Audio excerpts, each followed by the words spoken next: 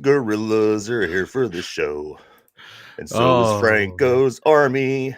Good morning, everybody. Good morning. Welcome back. Episode 215, everybody. Welcome back from the Merry Christmas. I hope everybody had a great weekend and a great Christmas. I hope everybody stayed safe and stayed warm, man, because it was very cold. How you doing, Big Mike? Oh, I am doing great. I had a great weekend. Did you have a nice weekend? I did. I had a great weekend. Great Christmas. It was a good weekend all around. You know, I really do like this graphic you put up with the snowman. It's quite festive. It's the holiday spirit. But I look like I have an orb directly behind me. Have you ever seen those orbs? I just noticed it. I got a snowflake hanging out. You do got a snowflake. But I did want to bring that up. I like it early. I didn't want to alarm the ghost hunters that watch our show. But this is not an orb. This is one of Mike's graphics right here. Oh, see, I like how like you say it like it's one of Mike's graphics, like it was my fault.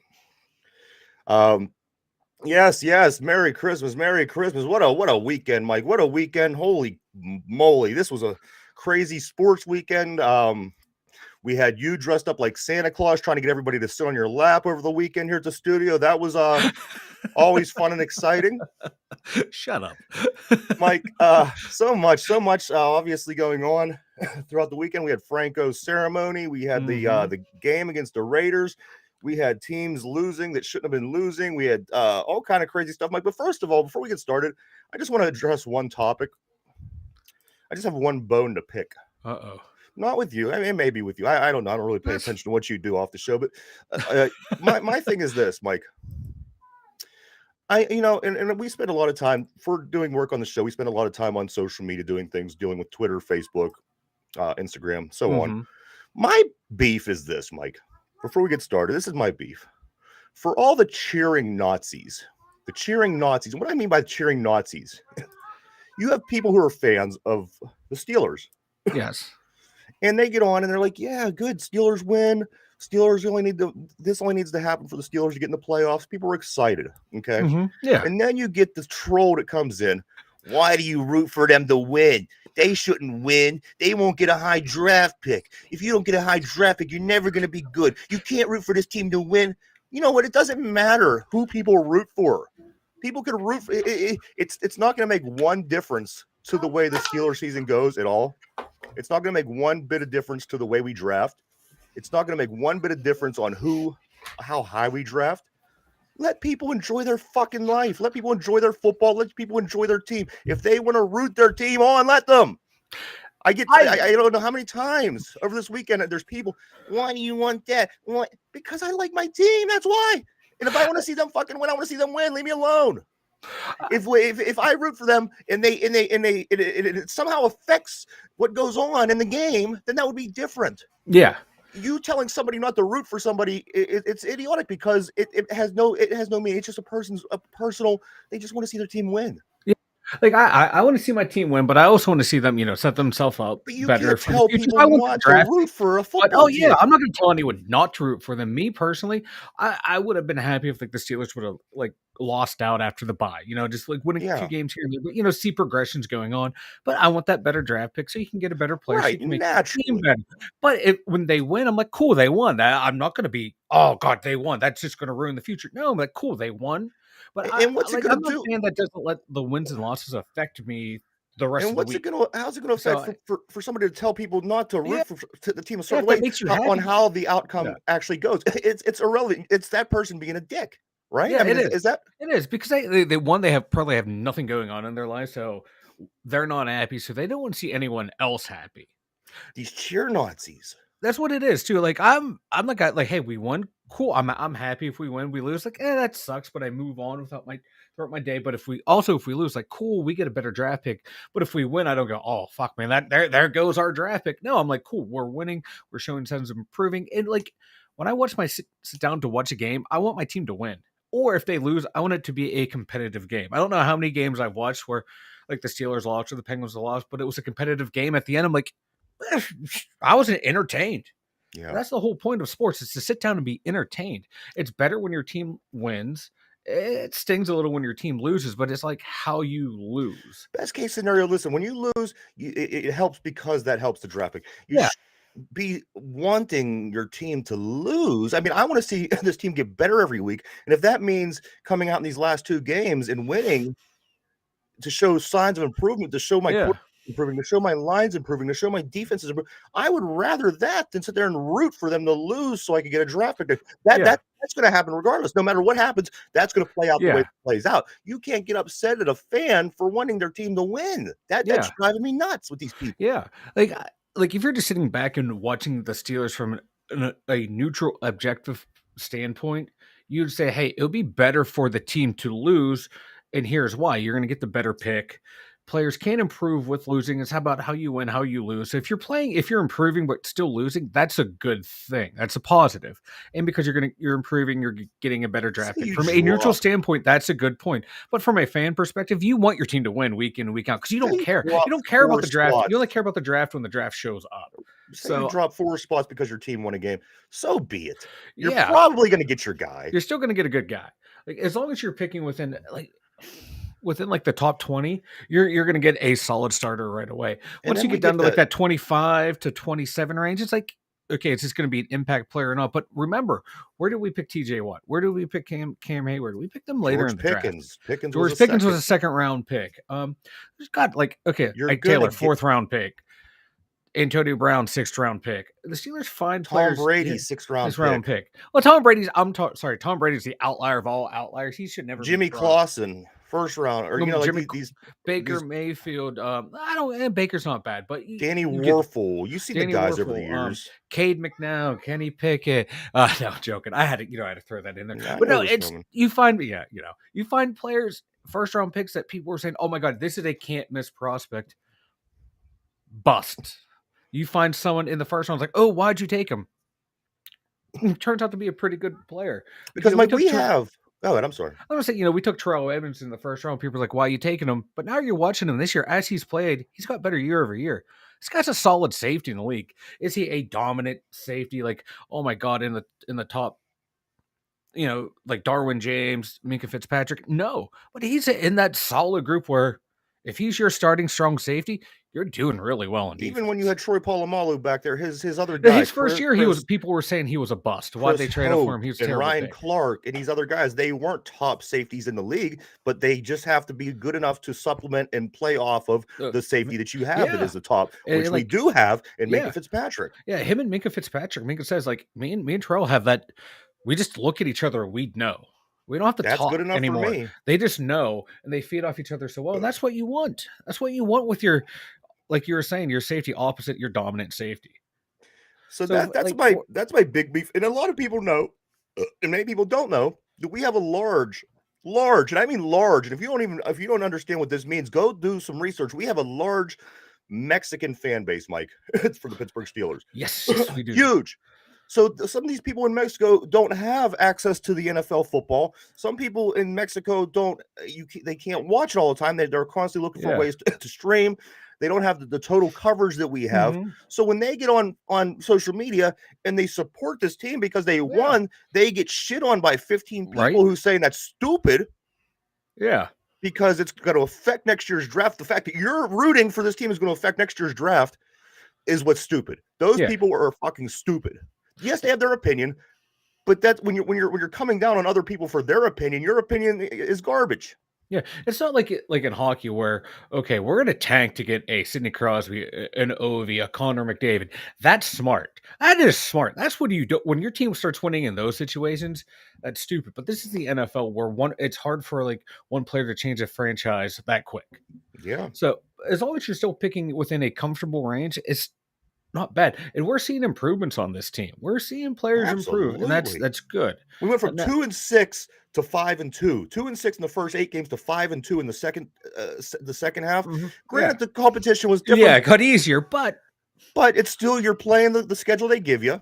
You lose to the teams that you lost to. You win against the teams you win. And you're seeing where you're at. You're getting a feel for where you're at. This next game against the Ravens, I think, is going to be a huge, huge litmus test, not only for that reason, but for many reasons. There's many reasons why this game is going to be huge, and that's why they did flex into the evening. And that's why, a lot of people, why they flex us out of the game earlier and into the game. Well, you see, for one, the Steelers are a moneymaker, and it really kind of confused me when they did take them off. But you don't want that moneymaker to go on Sunday night and get murdered. Yeah, it's an NFL thing. It's a smart thing. It's a business move. The Steelers are a moneymaker. They are. It's bottom line. Who doesn't, most people tune into a Steeler game on the weekends. But you know what, Mike, the cheer Nazis. And then the other thing I do want to say real quick before we really get into this, I want to give it to those guys, because I did have to step out into that cold the other day for a maximum of 6 minutes. The day that it was negative 17. And I thought literally I might have died once or twice. It could have possibly happened. I'm not sure.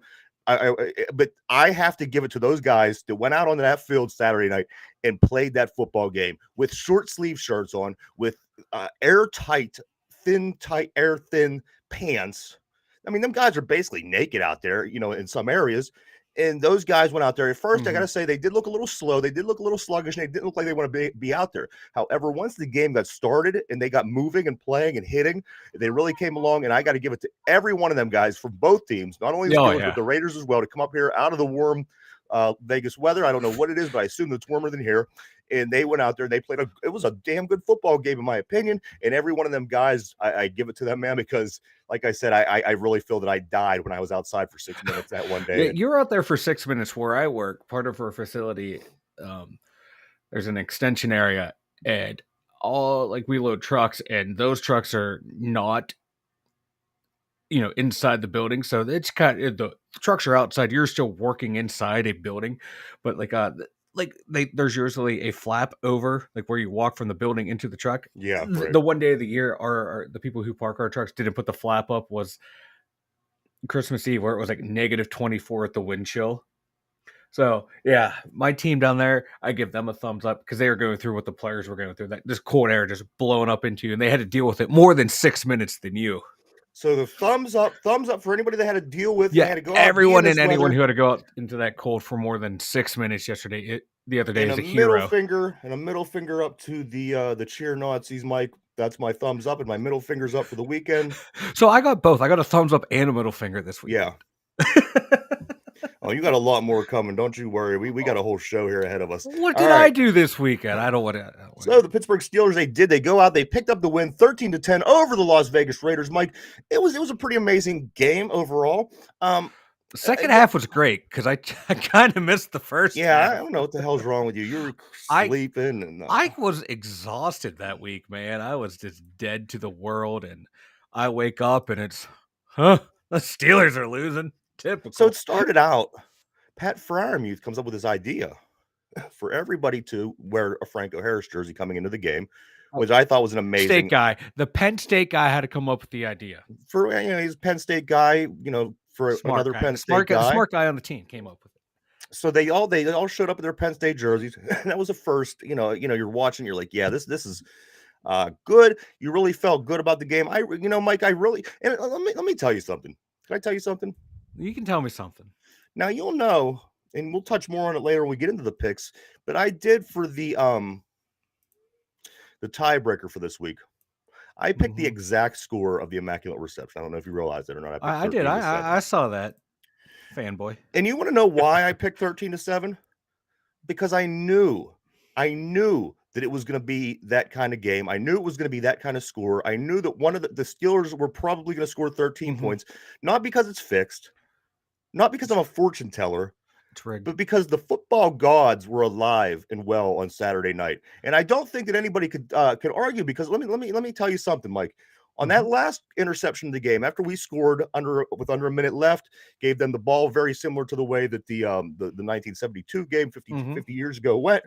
The interception thrown by Derek Carr that was picked off by Cam Sutton was released. He released the ball at his own 32-yard line, and Cam Sutton intercepted it at the other 32-yard line. I'm just saying, Mike, it could have been another foot one way or another, but it wasn't. Fixed. The football gods were in the house. The Steelers win this game. NFL rigged. And this is why I picked 13-7. You figure 50 years later, guys are on this team aren't even, some aren't alive anymore. So what's the chances that this score is going to be similar to the way that game played out as far as the score and somewhat the way the game played out? But that's a bit of a stretch. So I picked that score because I really felt that it was going to be something like 13-7, 13-10, 13-9. And I went with that. So whether it's fixed, whether I'm psychic, whether the football gods were in the house, something happened, Mike, because I just knew that score was going to be similar. It was. And you know what? It was another Christmas Day miracle. That was another miracle similar to the Immaculate Reception and similar to the Immaculate Extension. You don't play Pittsburgh on Christmas. That's just bottom line. You don't come in. You don't play the Steelers on Christmas. If you do, you're fucked. Yeah, you come to our house and play on Christmas. The football gods. They hang out here on Christmas. They do. You know how families get together at Christmas. This is where the football gods come and hang out for Christmas. Like when you go with your family. Yeah, this is where they come. They come. They drink. They watch the game from above, and they do football god things. But Mike, that being said. Very excited. The Steelers did win. They still are in the playoff hunt. The Browns are out of the playoffs. That's totally unrelated to what we're talking about, but the Browns are out of the playoffs. And also a couple other things I do want to touch on real quick. Chase Claypool still.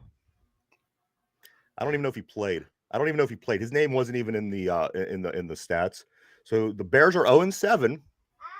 The Bears are 0-7, which has us right around that top pick in the second round, if I'm not mistaken. We would have these right now. We're looking at the second pick in the second round because Houston's the worst team in the league, followed right by the Bears. We'd have the second pick in the second round.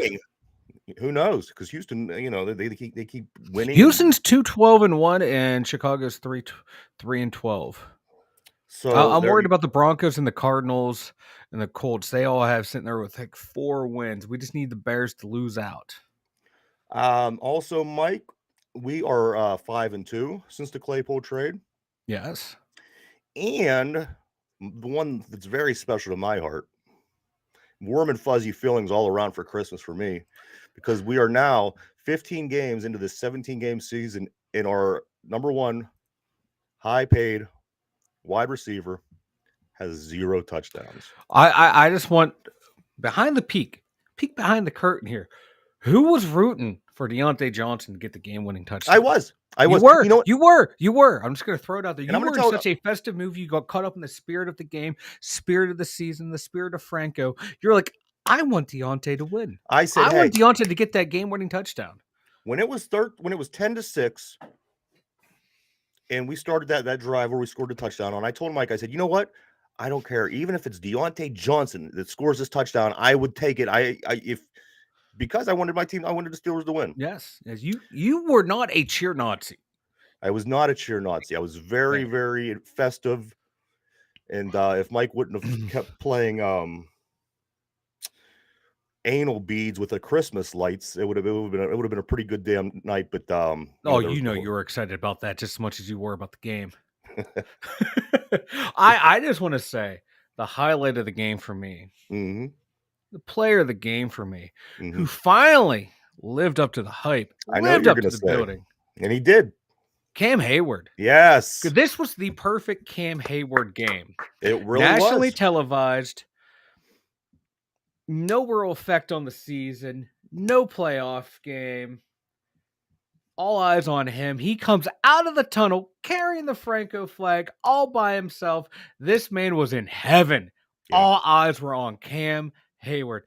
This was a dream come true for him. 7 tackles. He played out of his 3 mind. for a loss. 2 sacks. 2 quarterbacks hit. A pass defense. He was playing out of his mind. This is the Cam Hayward that Cam Hayward said that he was before the season started. This is the Cam Hayward the media has been telling me Cam Hayward has been for his entire career. Now, don't get me wrong. The guy is a great guy. I give him that. You know what I mean? We've always pushed that. We pushed that aside all year long because of his. It was all about Cam. I loved it. because of the way that his performance was on the field. So we kind of batted against that. So what I'm going to do for Christmas, I'm going to just say, great job, Cam. You're a great guy. There's nothing that you don't see this guy doing for the community. The guy's constantly out. He's constantly doing things. Every time I start on my TV, he's either handing out a turkey, handing out Christmas presents, giving kids who don't have.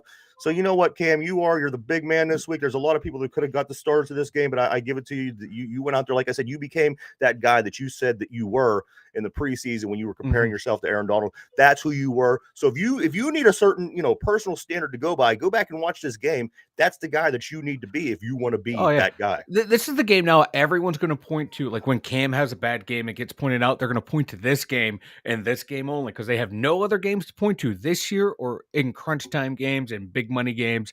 This is the game people will point to. So Cam, this was Cam's Super Bowl. This was Cam's Super Bowl. This was Cam's playoffs. This is his coup de grace on his career. This is the cherry on top of his career. All we need is a Steeler to die every week, and we'll have it all. And Cam will be big pimping all fucking game. But yeah, when I saw him when he was the one who came out running by himself with the flag, you know he was in fucking heaven. Then all eyes on Cam, Mr. It's Mr. I when we win and we when we lose. And it was all about me, Cam. I loved it. I loved every second of it. And the fans ate it up. The media ate it up. And that was like Cam's career wrapped up in a bow in a nutshell right there. All eyes on Cam. All eyes on Clam. I loved it. I loved it. It was like, I tell you what, if Clam comes out next week and plays this way against the Ravens, we have a chance. I think we have a chance anyway. I don't know the status on Lamar. I don't know if they released it yet. However, if I was the Ravens, I would let him sit another week because you don't want to rush your star quarterback with the playoffs coming in a couple weeks. Rush him back at all. Sit him for the Steelers. Here's the thing. Yeah, please. No. Here's the thing. They don't need. They're in. They clinched the spot. Yes, they're jockeying for position, of course. But, I got some news right here. Yeah. Marcus Peters, Lamar Jackson, Calais Campbell, all on December 26th. Our status is out. Wow. Out. So I don't know if that's going to carry over for the rest of the week into. The football gods are still in town, Mike. Yes, because those are some big losses right there. They are big losses. Wow, that's amazing. So there you have it, everybody. Marcus Peters, Lamar Jackson, and who was the other fellow? Calais Campbell. They're one of their D tackles, man. Campbell, so that's big. They're out. That's huge. That's huge for the Steelers. You know what? Yes, that's huge for the Steelers. And some people might come along and say, "Well, you want to play the best?" No. At this point, I don't want to play the best. I want to get to the playoffs. I want to play. That's what I want. Give me the worst. Worst. Shit. Like, okay, here, I want to, like, real quick, because I don't know if we're going to touch on it, but we talked about it off air before we came on. Everyone's saying, Pittsburgh, we're winning against these bad teams. We're winning against these bad teams. Look at the Miami Dolphins. One game. Who did they beat? They beat, they're one game better than us. They barely beat us. Tua was god awful that game. We should have picked him off like 5 times. And he got picked off. He was throwing bad again last night. They've lost 4 in a row against the Niners, the Chargers, the Bills, the Packers.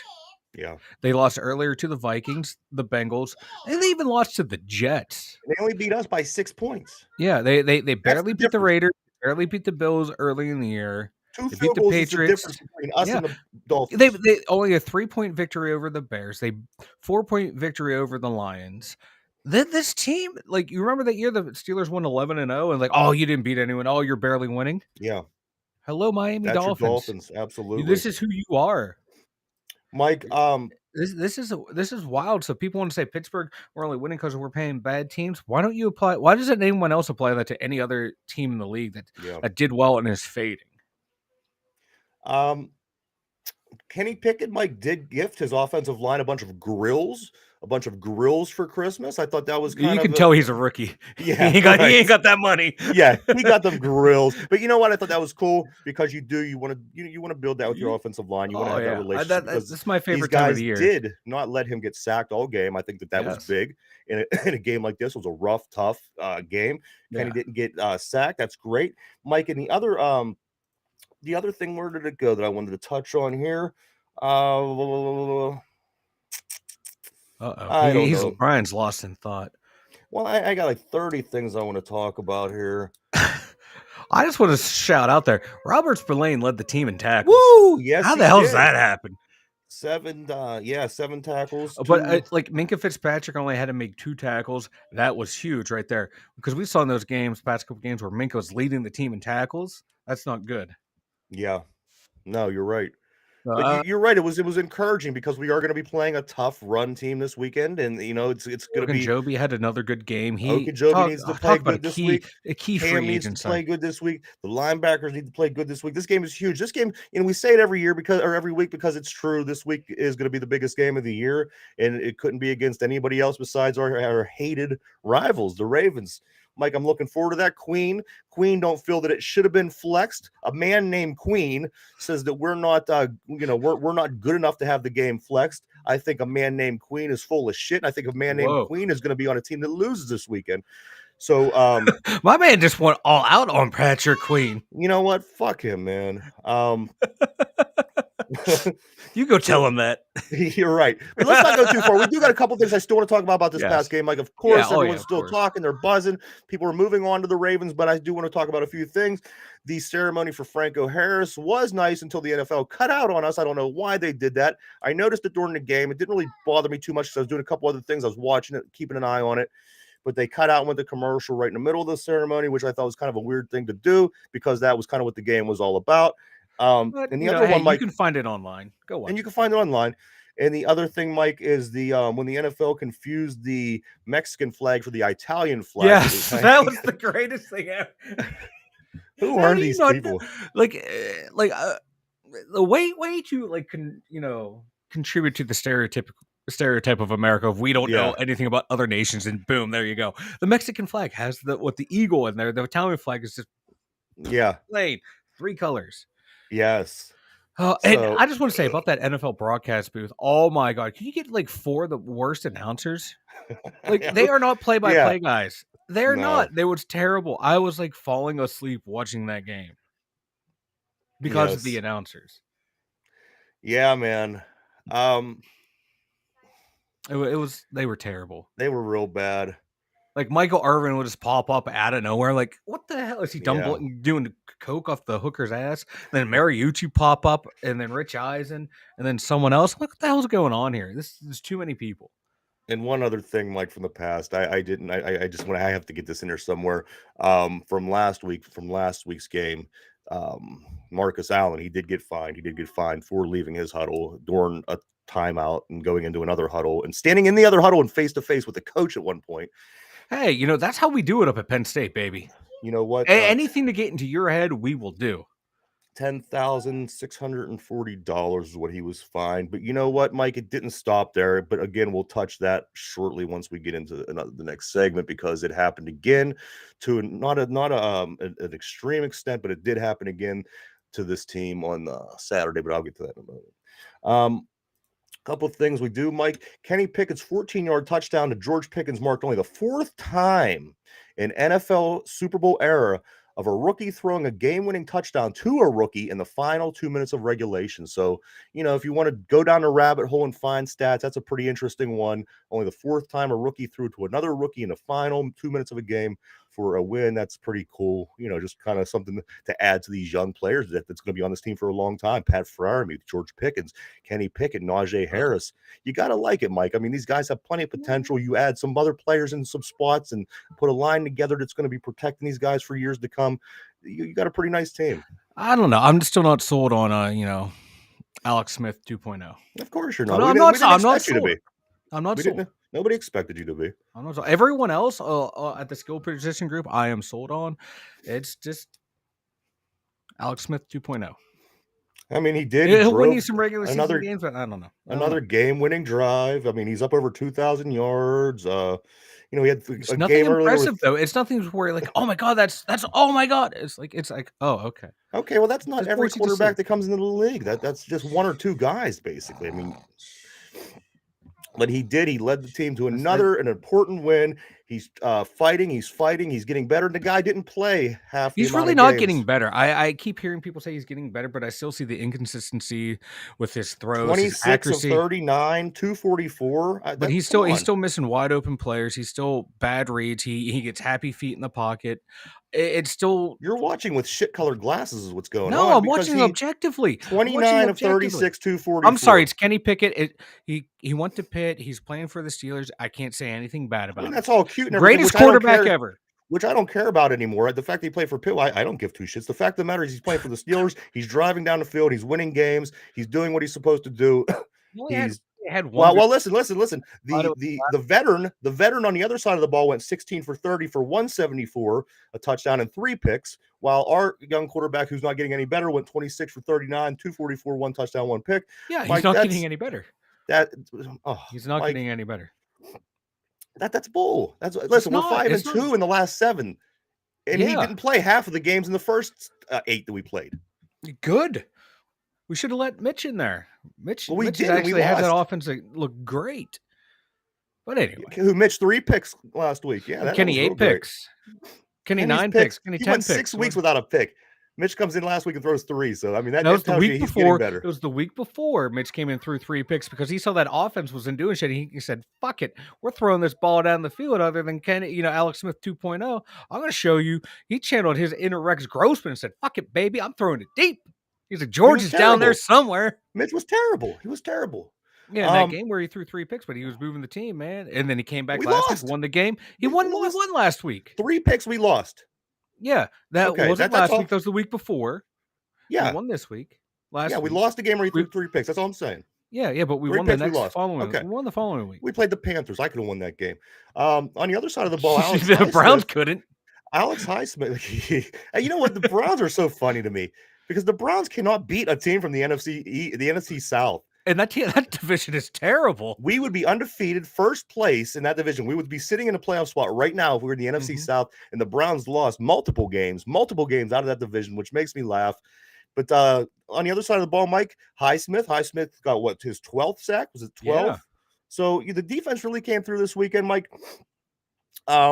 Listen, here's what we're going to do. We're going to grade. We're going to grade like we do every week. And I have some pretty surprising grades, and I'm pretty sure you do too. I'm going to give Kenny for this week's game, Mike, against the Raiders. He's going to get an A- in my book because, again, 26 for 39, 244, touchdown and a pick, game-winning drive, takes a team down there, nailed between, right between 2 Raiders, hits Pickens in stride, touchdown. We win the game. I give Kenny Pickens an A-. Where are you? I give him a C. Because why is everything? See the inconsistency. There was what inconsistencies? Please tell me that we were hitting on all receivers. Were catching balls and we were getting the ball. He had bad throws. He couldn't finish drives. He has happy 17 below 0. He did damn good. I don't care. He couldn't finish drives. He won the football game. There's always finished the drive. The only drive that really mattered. He finished. Yeah, that's why he's getting a C. Oh, you're crazy. So, Mike, so he did. You're ready to throw something at the game. I'm not ready. You're being very skewed, but it's for your own reasons. It's your person. I get it. Okay, Mike, let's go to the running backs. The running backs, they did well. We've kind of neglected the running game in the second half. I thought the first half, the guys were running good. Harris, Warren was, they were getting the ball. But you know what? All in all, I can't take anything away from the running backs because when they did get the ball, they performed all the way down to the game where Connor Hayward took the jet sweep and got a first down that ultimately locked up the game for us to win. I give the running backs also an A. Can you take anything away from what the running backs did? Yeah, 3.3 average, 3.8 average, not good.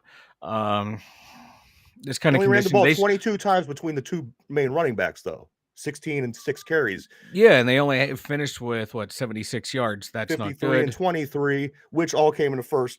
Okay, go ahead. I'm sorry. Yeah, they should have had more. But they produced when called upon for they needed to be. I think they should have done more. But both running games did terrible.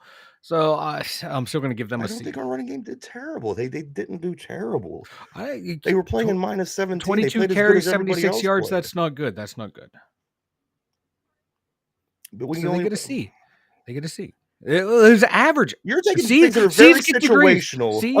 C's get degrees. Tight ends. Muth did what he does. I don't think that he did anything spectacular, but he also, in my opinion, didn't do anything to get any grades taken away. I think Muth almost. I give him an A. So far I give you 3 A's. Yeah, I'm giving the tight ends A's too. Muth led all receivers in catches, yards. 9.4 average. 7 catches, 8 targets, 66 yards. He only had 2 more yards than Johnson, who had 2 less catches. Yeah, so I give the tight ends. But you know what, Johnson though, he was crying. Because I'm going to tell you why I know he was crying. Because the first 5 passes of the game went to him. That's how I know he's crying. And you know what? They didn't throw it to him anymore after that first clump of passes. I think he's still in the locker room. Come on. You're saying that just out of the blue with no evidence. No, I say that every week because every week when he cries, listen, no, every week when he cries, he gets the first 3 catches of the game. That's all I'm going by. That's what every receiver in the league does. Hey, I want the ball in the quarterback. So, what? Shut up. I'm going to throw you the ball. Are you happy? Yeah. Okay, we're cool. Let's move on. Every QB and wide receiver deal with He's doing real great, Mike. He is. He's not. I know. He's the $18 million number 1 receiver, and he doesn't have a touchdown. Not a touchdown. Yeah, maybe if he had some better quarterbacks. Hey, you know what? He has a pretty damn good one, and a guy that didn't mind throwing him the ball. Apparently this guy does. I don't know what his issues are. Anyway, Mike, the wide receivers for this week, I give a B. I give a B because Deontay Johnson still doesn't have a touchdown. I'm giving them an A. Deontay, 5 catches, 64 yards, 12-yard average, 7 targets. Pickens. How many touchdowns did he get? 0. Okay. I double check. Okay. Okay. So, all right. So then Najee sucks because he didn't get a rushing touchdown. Muth sucks because he didn't get a. No, Najee has a rushing touchdown. Muth has a touchdown. Najee even has rushing touchdowns. Najee didn't have any this game. Neither did Jalen. Okay. Does he have any else? No, I'm looking at the 0. There's a big No, I was talking about this game. I was talking about this game. But when you have 0 all season, you have to put that into account. Because he can't get it done. Mike, he hasn't got it done. He runs backwards. Listen, if you would take all those plays, we're grading this game, not the season. Not the season. All the plays. No, we're talking about this game, not the season. You're going by the interceptions that Kenny threw earlier this season, so we got to go by earlier. No, I wasn't going by that. When I graded him in this game, I said he was still inconsistent. He was 26, 39, 244, missing wide open very receivers, consistent. making some bad choices. Wide open receivers, please tell me. So anyway, I give the wide receivers an A because we only had three wide receivers catch passes. That's telling from your quarterback there. That's the only 3 receivers that we throw to every week. I know that's not a quarterback. That's a Matt Canada thing. That's Kevin Colbert gave us shit wide receivers this year to deal with. But no, I give the receivers an A. They fuck yeah, man. They dominated this game. Offensive line, I have to give an A. This team, Mike, did not let up a sack. This offensive line built big holes for these running backs when they did run the ball. Again, they only touched the ball a little over 20 times for 2 different guys. That's not a lot of rushes, you got to admit. So for those 22 times that those guys ran, they were able to find holes. They weren't getting stopped in the backfield. They were able to make positive plays and move forward. This offensive line, Mike, I give this offense, despite the weather, this offense did very well, in my opinion. It was a 13-point game, but you know what? The Raiders, who have some, we're going to get to Devontae Adams, Josh Jacobs. These guys are big-time players, and their numbers were minuscule. So by the weather, the way that it really went against these players, I thought our offense did really well. I give the offensive line an A also, which is crazy. I've never given anybody this great of grades the whole way through a game. But let me just kind of go through what Josh Jacobs and hold on. Can I grade the offense? No, not yet. I'm still proving my point. Josh Jacobs ran the ball for 15 times for 44 yards. 15 times for 44 yards. I don't know the math in my head, but it's somewhere under 3 yards per carry. And Devontae Adams had 2 catches for 15 yards. So if our guys were bad at 26 for 39 and 244, these guys were putrid, and they're all pros. And they were expected to come in and put up crazy numbers because of who they are and what they've done. Go ahead. Yeah, but no, our O-line, I'm going to give them a just an A-. An A-. Still an A. You're an A. But it's an A-. Yes, I am. I just thought that the running game should have been more dominant. But when you don't run the ball, then you can't have that. I mean, it was on play, Colin. But we're getting to the coaches here in a second, so don't let that thought escape you. Over to the defensive side of the ball, Mike. The defensive line. Defensive line. They came through. They came through in the clutch. They sacked Derek Carr. My beef is this, and this is why I gave him this grade. I want to see more pressure. They had pressure, but how often do they have pressure? How many times can you recall Derek Carr talking about the stepping back? D-line? Yes. The quarterback in Carr, for even though he did get hit a couple times, how many times was he able to drop back and just stand there? Look down the field, look down the field, look down the field. We do need to get more consistent with our defensive line getting pressure and our linebackers getting pressure on quarterbacks. We haven't really done it all season. I give the defensive line a B minus, but that's not because Cam didn't have a great game. He did. It's not because Ogunjobi didn't have a great game. He did. I just want to see more pressure overall. I'm going to give them an A.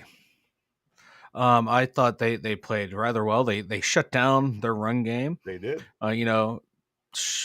Cam had two tackles or 2 sacks, pass breakup. Ogunjobi was dominant for us. Monchavius Adams played well. The pressure, yeah, but that should be more on your outside linebackers getting the pressure, and the 3-4, 3-4 D lineman. It's all about controlling the run game at that point. Eating up the guards in the center, which they really haven't done a lot this year. But this game they did, man. They played really well. I'm going to give them an A. And then I'll go. Things me to say because my hatred of Cam Hayward. So that takes a natural slide right into the linebacker position. Of course, Highsmith got a sack. He's at 12 now. He's somewhere in the top 10. You know what? The linebackers, again, I have to tie them in with the defensive line. We're just not getting enough pressure on the quarterback. We haven't all season. Mm-hmm. There has been many games where I thought, wow, look at all this pressure we're getting. Yeah. It's just not happening. So both of those positions, I both give them both a B minus C plus, somewhere in that area, because I'm not saying they played terrible this game because they didn't. I would just like to see some more pressure at some point, and you have to have that because let's say you do get into bigger games that mean something. You have to get a quarterback. You can't let Mahomes stand back, or you can't let Allen stand back, or you can't let Hurts stand back, or they're going to kill you. So at some point, we have to figure out ways to get to the quarterback, Mike. I'd say after that first drive, man, the Steelers that defense kept this offense in check. So it's hard for me to give the linebacking core anything lower than like maybe a B plus. Okay. I just thought they played really well. I wouldn't know, though, if this game wasn't at 17 below. And like I'm saying, don't get me wrong, I'm not giving the Steelers an edge because of the weather. If this game was played in normal weather, how different would these things have been? You know what I mean?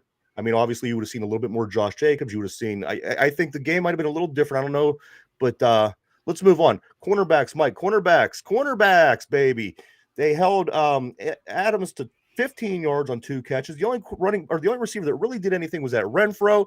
He did it on the first drive of the game. He did a juke move like on Madden when you hit the L1 button. Oh yeah, it was sick. And he walked into the end zone. Mike, the corners held these receivers at bay. That Waller, he had a nice catch, but you know what? Yeah, overall, big 34-yarder. Absolutely. That was when I was starting to worry. Is when he hit him, I was like, "Fuck, these guys are going to do it." Yeah. But the corners, they did well. They kept everything. I know Sutton got an interception. Yep. So you know what? I give the corners. I got to give the corners an A minus. Mike, they really literally did nothing to lose this game for once. Yeah, I agree. Outside of that first drive, you're yeah, it's like, oh god, here we go again. Or we're gonna give up big yardage and all that, and then boom, they shut them down. So yeah, I'm gonna give them an A. Outside of that one drive. Safeties, Mike. Safeties. You can't have nothing bad to say about the safeties. Minka, he hit the pass breakup, right? He had a pick too. Yeah, that's right. Yeah, he had a pick. Millett and Sutton. Yeah, Sutton. I forgot. Yeah. So I mean, the safeties, they did what they needed to do. They came down, helped on the run. They stopped the pass. The safeties get an A in my book. They really did nothing to hurt this team at all. Safeties get an A for me. A for you? A for me. Okay. A for me. I'm sorry. I got caught reading down the stat line there, and something pissed me off. You're good. Special we're teams. Getting to it. Oh. So special teams, Mike. Go, please. I know where you're going because you've kind of broke a little bit into your special teams topic here with me. Go ahead and break it out, man. I don't care how cold it is. There's how many people on the active day roster? 48-man roster, whatever. How come 47 of them don't get oh, it's so cold. It's okay if they mess up. The kicker messed up. It was too cold. He shouldn't have been out there. Why Tomlin do that? Make the fucking kick. Yeah. We're paying you all this money. You left 6 points out on the board. Mm-hmm. Okay, that first one where it was windy, yeah. The other one, make that kick. That was a makeable kick. Should have made it. You fucked it up from the get-go on the kick. It was a perfect snap, perfect hold, perfect block. The kicker fucked it up. And what does everyone do? Oh, let's blame the coach. No, how about make the fucking kick? Boswell gets an F. It was one of his worst games I've seen him play. No, I was livid. There was no wind blowing on that second missed kick. All the flags are down. No flag in the stadium showing wind anywhere, and he just pulls it to the left. It was the same exact kick. You might as well ran the replay. The first and third attempts, Mike, were the same exact kick. If you would have seen them on the screen without anybody talking, you would have thought it was the same exact play. Number 2 and 4 he did make, but 1 and 3 were very similar. They both went off just to the left. I mean, you have to make them. You have to make them. If everyone else out there has to perform to their standard level, despite the weather, so does the fucking kicker. If we would have lost due to that, I would have been a lot more pissed off. But I'm not as pissed because we won. And only in Pittsburgh do the fans and the media get pissed when you try and score points. I don't get it. I don't get it. Offense is barely moving. Oh, why didn't they go for it on 4th down? I don't know, because 4th and long. They miss it, you're going to fucking boo them out of the stadium. But you go out there to try and score points, and you boo even more. Fucking idiots. Put points on the board. Points win you games. Yeah. You know what? Special teams, they weren't terrible. Harvin played well. Kick coverage played well. Kick returns played well. Yeah. The thing was there wasn't mistakes. Yeah. I don't think that they played great. Again, I think the weather plays a lot into those kind of things, especially on special teams. But they weren't perfect. Harvin's punts weren't perfect. Coverage wasn't perfect, but they didn't make mistakes that costed us. Boswell missing 204 would have been the only thing that I would say. I give special teams a C because of that, because they played an all right game considering the weather. Bos did make 2. He made enough for us to win. He made. So the average game, in my opinion. I don't think that the special teams screwed up. I just think that it was what it was. And finally, Mike, the coaching. I think that Canada's playbook is not an NFL playbook, and I'm not gonna joke around and say it was a high school playbook either. I think it's somewhere in between. I think he runs a lot of college plays, which doesn't work in the NFL. And also, I believe that Edmonds running out onto the field to celebrate the turnover was another one of the discipline issues that I go on and on about throughout the season. Every time I see it, these things shouldn't be happening, Mike, especially this late in the season. These are very dumb mistakes. But anyway, I give the coaching a C plus B minus. We did win the game, so that's me. I give them a B plus. They did what they needed. They did what they needed to do to win the game, and they won the game. No, the quarterback did what he needed to do to win the game. No, the quarterback. If the quarterback did what he needed to do to the game, we had 3 turnovers and got 0 points on them. It's quarterback and the kicker. We didn't get any points off any of those turnovers. No. Did they get any off of ours? Well, not that I know of. It was the weather. Listen, you're crazy. No. You're crazy. That's all I got to say. You're crazy. No. This quarterback is playing better than a lot of quarterbacks in the league. Yes, he is. He's playing better than a lot of quarterbacks in this league right now. And I understand. Mike, one good season in college and a mediocre rookie season in this town loves them. Many over 5 seasons. He had many come from behind wins. Oh, by the way, he was a Heisman finalist. I just want to throw that out there. There's a lot of Heisman a lot of quarterbacks who won the Heisman who turned out to be bust in the NFL. But he didn't win the Heisman, so. Yeah, there's a lot of quarterbacks that finished in the finals that turned out to be bust as well. Well, this guy's doing good. You and Mark Madden are the only 2 guys that think that he's not doing good, and that's fine with me. If you want, because we look at it objectively, because he is not an objective guy. No, he's not. He's a guy that's saying that this team hasn't been improved. This team went from 2-6 to 5-2. That is objective. That is logic. That is true. Yeah, they're improving. John Madden said this team hasn't improved at all. If you want to be in that, John Madden's dead. Are you talking to him, Mark Madden? Then you know what? So be it. Go be with his opinion. That's fine with me, Mike. We are running out of time, so I do want to talk about playoffs. We have playoff implications coming up. You sit here talking about playoffs. We can't win diddly poo. And we do have picks as well. So you got to understand that we are moving right along, Mike. So here's the thing. of course we know the Steelers have to win out. There's no way if they lose, it's over, game over, season's over. So this game is huge this week against the Ravens. Now, with every single thing going the way that we needed it to go yesterday, and I'm not kidding, that was every single game. There was not a game that didn't go away that was going to work for the Steelers, which is crazy after the finish and the gods and blah, blah, blah, blah, blah. But anyway, here's what we got to do. Right now, the Chargers game tonight is big. Not damning if they win, but big. I would have said that the Dolphins game would have been the one yesterday that I was really concerned about. However, the Dolphins lose. They lose to Green Bay, which really helps. So now we have to win out. We have to hope that the Jets lose one of two. They play the Seahawks and the Dolphins. We have to hope that the Patriots lose one of two. And they play the Dolphins and the Bills. But here's the part that confuses me. Okay. The Dolphins need to lose out. How can the Dolphins lose out and the Patriots have to lose to either Miami or Buffalo? And the Jets also have to lose to either Seattle or Miami. Well, no. So the Jets could lose to Seattle, and then they have to beat Miami. Lose to the Buffalo. And both of those teams have to beat Miami. Do you see how long of a long shot that is? Yeah, it's a very long shot, and I don't think it's going to happen. No.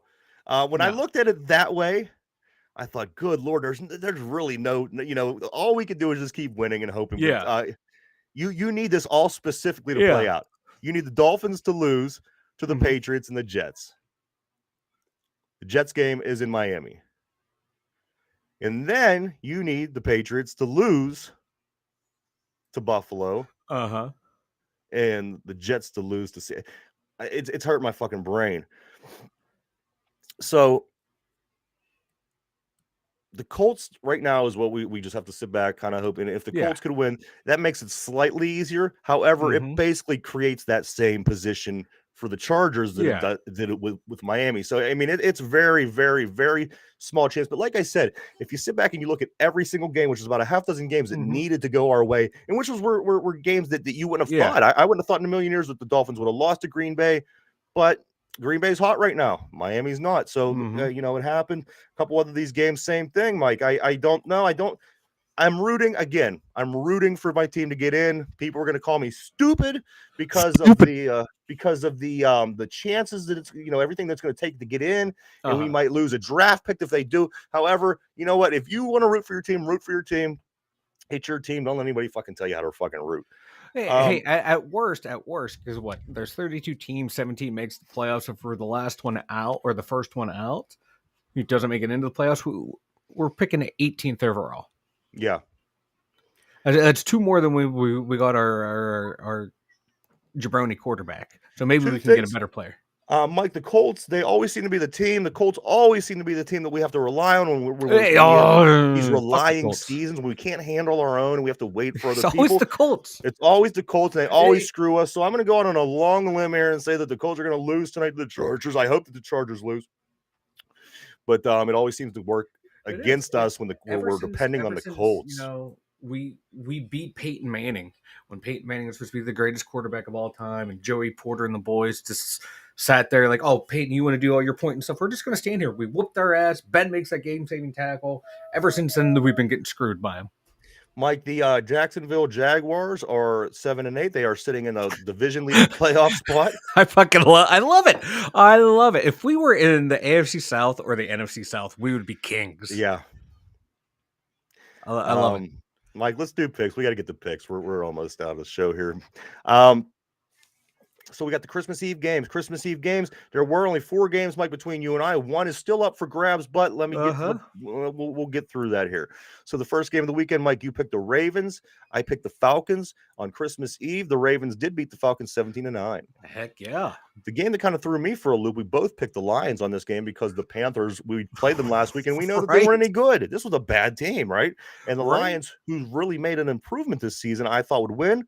Panthers 37, Lions 23. This Lions team, and they are bipolar. And by the way, that Ravens win over the Falcons, that is Mike you got the win on that, so you're up 1-0 on our bets. Okay, I know. Next game, Mike, the Seattle Seahawks traveled to Arrowhead in very cold weather. Chiefs beat them 24-10. I don't think anybody was surprised on that. Both Mike and I took the Chiefs in that game. Not at all.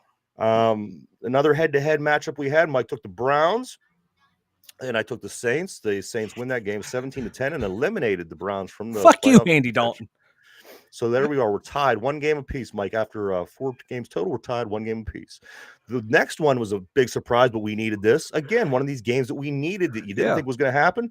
But you know what? We did kind of think it was going to happen because we both, believe it or not, we both took the Houston Texans in this game, Mike. We took the Houston Texans over the Tennessee Titans. I don't know why. Must be the football gods, because I don't think that anything in my right mind that would have made me take a sensible pick of that. But the Texans beat the Titans, Mike, 19-14. They were due. We've seen them play the past couple weeks.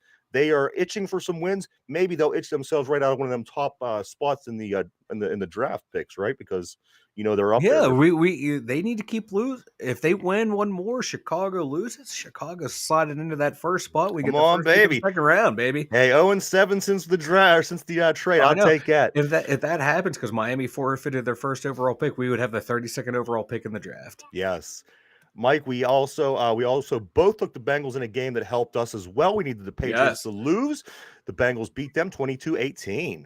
The game should have been a lot more lopsided than it was. Cincinnati was dominant in the first half. Yeah, and the Patriots aren't really that good. They're just not. Oh, you want to talk about discipline, man? That team, ever since Brady left, this boneheaded plays have just increased exponentially. And I love it, man. I love it. Of course, we could all remember back to last week, Chandler Jones and that fumble recovery. It was called. It was called a fumble. How about Mac Jones? Mac Jones diving at a player's knee, at Eli Apple's knee. What a dirty fucking player. Earlier in the year, he kicked Jaquan Brisker in the dick after he picked him off. Or no, he slid and kicked him right in the dick. This guy's a dirty player. I hope he gets fined and suspended. Mike, the Giants-Vikings. You and I both took the Vikings in this game. The Vikings did win 27-24 in a really close game. Could have went out of their way. A lot closer than it should have been. Yes. Bills-Bears. Another cold game. You and I both took the Bills. Bills win this one 35-13. Mike, this team here, you got to be scared of this team. The best defense in the league. The offense is pretty damn scary. San Francisco 49ers play Washington at home. They win the game 37-20. We both have the 49ers in that game. Ray McLeod, leading rusher in the game, 71 yards. What the hell happened there? Gotta like this team, Mike. You gotta like. They're wild, man. They're a different team, man. Brock Purdy, best rookie quarterback in the league. He's playing like he's been in the league for 10 years. He's only 21. Here we go. We got the Eagles at the Cowboys. This game here was a big one. Of course, without Jalen Hurts. A lot of people were interested in seeing how this played out. The Cowboys did win 40-34, and we both chose I was surprised by the score, man. How Philly came out on fire. Yes. I thought this was Philly's game to win. Minshew come out. He was, they started red hot, but Cowboys. They hung in there, and they you got to watch the Cowboys. I'm not afraid of the Cowboys. I'm really not. I don't think the Cowboys are going to win any Super Bowls, but they have potential to do this. Yeah, they have potential to do what they just did. Mike, the Steelers Raiders. I'm sorry, we obviously know 13-10. We both picked that game. Has no pull on our picks. The Packers Dolphins is the other one, Mike. The Packers Dolphins. I had the Packers. Mike had the Dolphins. Packers ended up winning 26-20. I didn't see that coming. Again, the football god shining through on the Pittsburgh Steelers because that helps us immensely, and it also only keeps the Dolphins at one game ahead of the Steelers. Crazy to me. Tua has just been sucking recently, and it's been glorious to see. The Rams and Broncos. If you watched this one last night, you were in for a bit of a shellacking. The Rams. The Rams win 51-14, like 51-14. Yes, Russell Wilson, 3 interceptions again. This guy Russell has 3 picks. Oh, I'm loving it. He got pulled for Brett Rippon. Yeah, and Hugh came in and threw a pick as well. Yeah. How about Baker Mayfield? Imagine that you put some talent around him and play to his strength. He can produce. Who would have thought? Who would have thought? Play to the strengths of your player. Yeah, too bad Cleveland couldn't figure. Okay. They had it figured out till he separated his shoulder. Then they want him to throw the ball. What the fuck? Late night game last night, Sunday night, was the Buccaneers at the Cardinals. Tom Brady, This game goes to overtime. Buccaneers win 19-16 over the Cardinals. Like the head-to-head matchup between Tom Brady and Trace McSorley goes to overtime. Who the fuck saw that coming? And also, finally, Mike, the game tonight, the Chargers at the Colts. Mike has the Chargers. I have the Colts. Unfortunately, this game is meaningless. I did get the Mike on our tiebreakers. I picked 13-7, which was a total of 20 points. You picked 20-17, which was a total of 37 points. The tiebreaker obviously being 23. But Mike, I do congratulate you because you did win that crown back briefly, and you know what, you wore it well, brother. I don't know what crown you're talking about. There's no crown here. But oh god, I gotta return the crown. This sucks. Let's see what else. I think that's everything as far as I want to touch. Mike, you want to jump over and do the trivia for the day?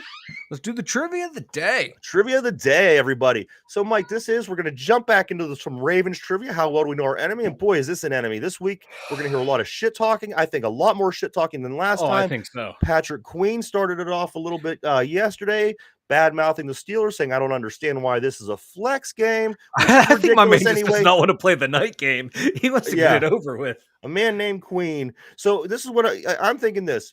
This game has so much playoff implications for both teams. It's a rival. It's the Steelers-Ravens. He's just talking shit. Anybody in the football world would say that this game should probably be the flex game. Oh, yeah. Because it was originally, a 1 o'clock game? Yeah. Yeah, I think he just wanted that 1 o'clock game, get home, go to bed. Yeah, a little tired, Queen. Let me go home and go to bed. It's getting late. Mike, so here we go. Trivia of the day. The Ravens trivia, of course. Are you ready? I am ready. Here we go. The Ravens are one of only 2 NFL teams that have this. The Ravens are only one of 2 NFL teams that have this. And go.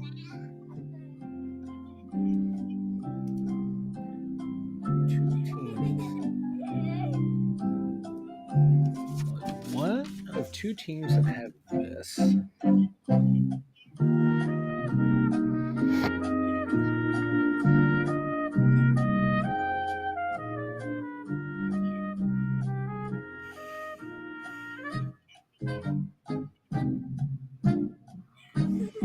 All right, pencils down. The question of the day, Mike, is the Ravens are one of only 2 NFL teams to have this. Do you have any guess? I'm going to go with multiple players winning Defensive Player of the Year. Multiple players winning Defensive Player of the Year. At different times, you know what I mean? Like, yeah.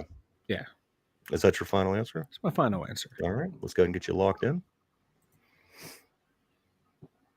All right. There we go. The question of the day is the Ravens are one of only 2 NFL teams to have this. And Mike says multiple year Defensive Player of the Year. Mm-hmm. Okay. All right. Let's see. Oh, so sorry, Mike. This was a tough one. This one was a tough one. I'm like, oh man, there's like a lot of ways this question could have worked. It really could. I took it and wrote it the way that I read it. Maybe I should have written it a little bit better to make it a little bit more understandable. Mike, the Ravens are one of only 2 NFL teams that have a marching band. Believe it or not, they have a marching band, and they're only one of the other 2 teams. I don't know who the other team is. I just learned this myself as I was writing the question up this morning. That's interesting. That's interesting. Marching band. There you have it. Mike, why don't you go and tell everybody about the website? Dumyinzers.com. You head on there. We have links to YouTube, Spotify, Anchor, 3 main platforms to find us at. We also have links to Facebook, Twitter, Instagrams, emails, everything you need at dumyinzers.com. Very, very, very great job, my man. Everybody go check that out. A lot of cool stuff over on the website. We are live every day, Monday through Friday on YouTube, Twitch, everywhere we're live, Monday through Friday, 11 a.m. to 12 p.m. Please keep continuing to check us out. We appreciate each and every one of you. And the show that we do every day will get uploaded in the evening. So this show here will be uploaded on Spotify at 8 o'clock this evening. If you want to listen to the show in podcast form, and that's every day, the show that we do goes up that day. Mike, couple real quick things. Mike, the Ovechkin is in second place. He has 802 goals. He passed Gordie Howe. He's only behind Wayne Gretzky, who has 894. Mike, Ovechkin, I think, can do that. Oh, yeah. Second, Cleveland Slovis is transferring to BYU. BYU is where he's deciding to go. And finally, Mike, the Yankees are in contact with Brian Reynolds about a trade. So yes. So there you have it, everybody. That is the sports of the day. And Mike has some amazing ideas. We were going over some things over the Christmas break a little bit for moving forward and going into next year with the show. So everybody got a lot of exciting stuff coming up. Please continue to stay tuned. Mike, do you have anything before we take off, sir? I hope everyone had a great holiday weekend and continuing on through New Year's. Absolutely. Everybody stay safe, stay warm. For Mike, myself, the two Dum Yinzers,